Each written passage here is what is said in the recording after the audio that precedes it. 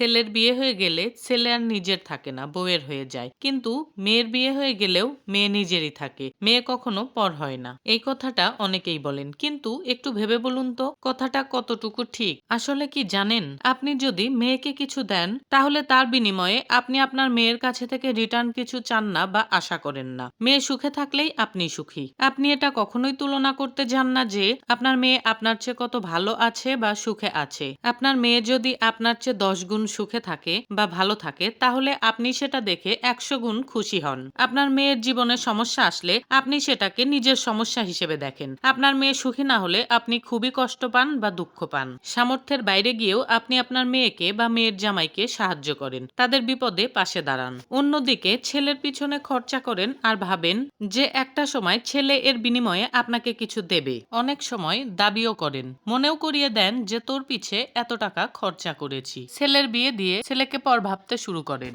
ছেলে বিয়ে করলে বাবা মায়েদের ছেলের উপর এমন একটা মন মানসিকতা তৈরি হয় যে বাবা মা মনে মনে ভেবে নেয় যে এখন বিয়ে করেছিস, তোর সমস্যা তোর সমস্যার সমাধান তোকেই করতে হবে। বিয়ে করেছিস, এখন তোকে কোনো সাহায্য করতে পারবো না। পারলেও ছেলেকে সাহায্য করে না। অন্যদিকে মেয়েকে সাহায্য করার জন্য রেডি হয়ে থাকে, সামর্থ্যের বাইরে গিয়েও সাহায্য করে। ছেলের বউ কতটা সুখে আছে এটা নিজেদের সঙ্গে তুলনা করে। ছেলের বিবাহিত জীবনে সুখ সহ্য করতে পারে না। ছেলের বিপদে ছেলেকে একা করে দেয়, কিন্তু ছেলের সুখের সময় সুখের ভাগ চায়। আসলে মেয়ের কাছ থেকে কোনো কিছু আশা করেন না, কোনো দায়িত্ব আরোপ করেন না। তাই মেয়ে যদি 5%ও দেয় তাহলে আপনি ভাবেন মেয়ে আপনাদের কথা অনেক ভাবে, অনেক কিছু দেয়। আর এদিকে ছেলের উপর 100% দায়িত্ব আরোপ করেন, আশা করে থাকেন। তাই ছেলে যদি 100%-এর জায়গায় 70 বা 80% দিতে পারে, তবে বাকি 20% যে দিতে পারলো না এইটা নিয়েই বেশি ভাবেন, আর ভাবেন ছেলে অনেক খারাপ। আচ্ছা বলুন তো, মেয়ে জামাইকে যতটা সম্মান, গুরুত্ব আর ভালোবাসা দেওয়া হয়, ছেলের বউকেও কি এতটা